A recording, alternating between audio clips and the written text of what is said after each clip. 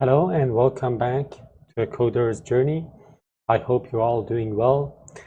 If you missed the last episode where we finally set up our infrastructure layer with EF Core, you'll want to go back and check that out. It's the the puzzle that lets us store our data. You can find the link right there in the description.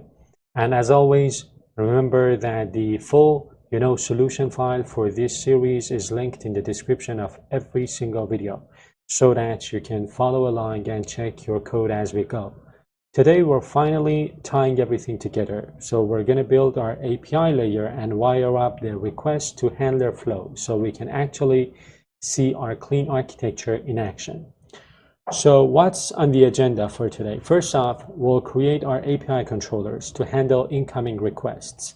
Then we'll use MediatR to dispatch these requests as commands and queries to our application layer. We'll make sure to return the correct HTTP responses like 201 created, 404 not found, and so on. And by the end of this episode, you'll have a crystal clear understanding of the complete flow from an API request all the way down to our database and back again. Let's quickly review the role of our API layer. This is the project I'm talking about. And inside of the controllers folder, we have this, code file created by default when we, create an ASP.NET Core Web API project. So think of the API as the outermost layer of our application. So it's the public-facing part that receives all the HTTP requests, and its main job is to act as a translator. It takes an incoming HTTP request and turns it into, a command or a query that our application layer can understand. It uses MediatR to dispatch these commands and queries, and a key point here is that the API layer should not contain any business logic whatsoever. So its sole purpose is to route requests and return appropriate HTTP responses. The API layer, by the way, depends on the application layer. So if you take a look at the dependencies, you see that we have, a dependency on the application. We can remove the infrastructure dependency in future episodes, but right now, the dependency on the application layer is what I am, concerned with. The application layer, by the way, has no idea that, HTTP or APIs even exist. So that keeps our business logic inside of the application layer completely decoupled. Let's get our hands dirty now and put all of these different, pieces together.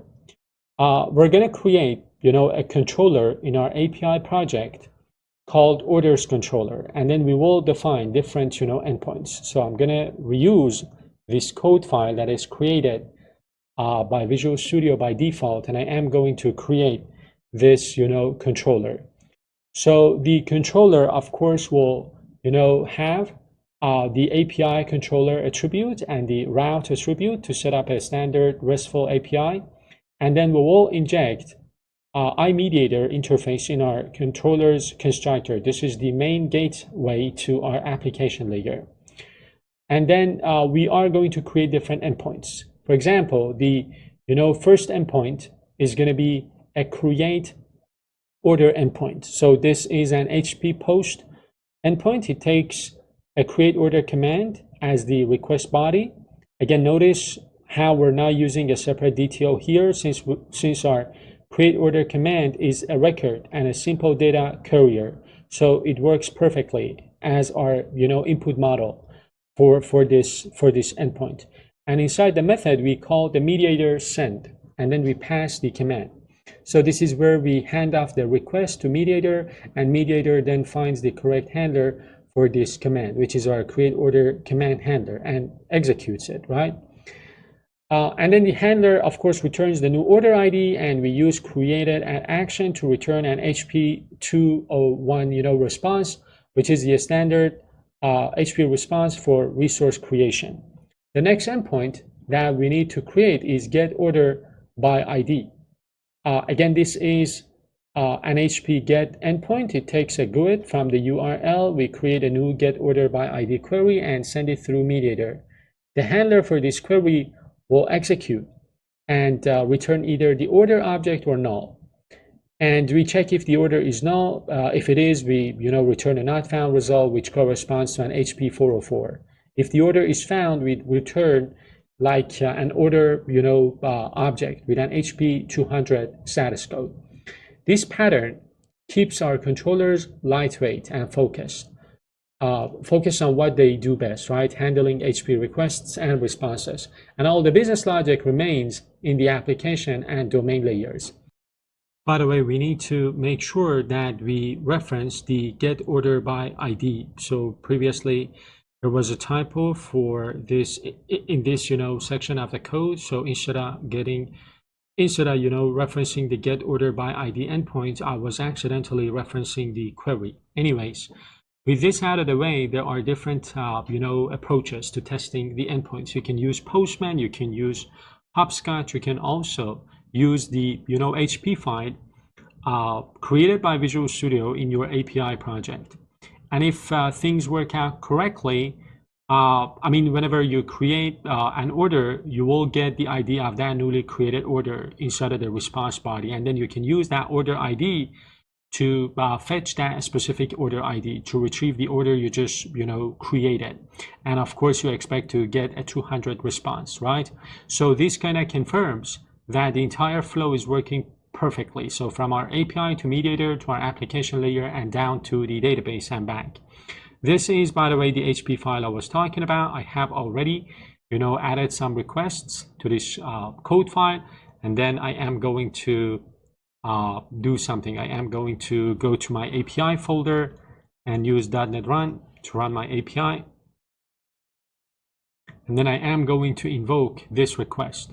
So sending a post request to my API orders, controller to that endpoint to create two orders. I'm going to send this and I get 201 created, and I get the, GUID for the newly created order that I am going to copy, and then I am going to paste it here and send this get request. I'm going to send this get request to get this newly created order. So I can see an array called items. In each item I've got product ID, quantity, and price. I can also zoom in so that you can better see the data. And then we've got created at, we've got total price and ID. So that's it. That's the content of this episode. We've covered a lot today. Let's do a quick recap. In this episode, we successfully created the controller, the single controller to handle our requests. We're using MediatR as the main entry point to our application logic. We implemented REST endpoints that adhere to standard HP conventions, and most importantly, we validated the end-to-end request flow from a simple HP request through our command or query into the domain layer and finally to our database. And you've now got a fully functioning end-to-end clean architecture application.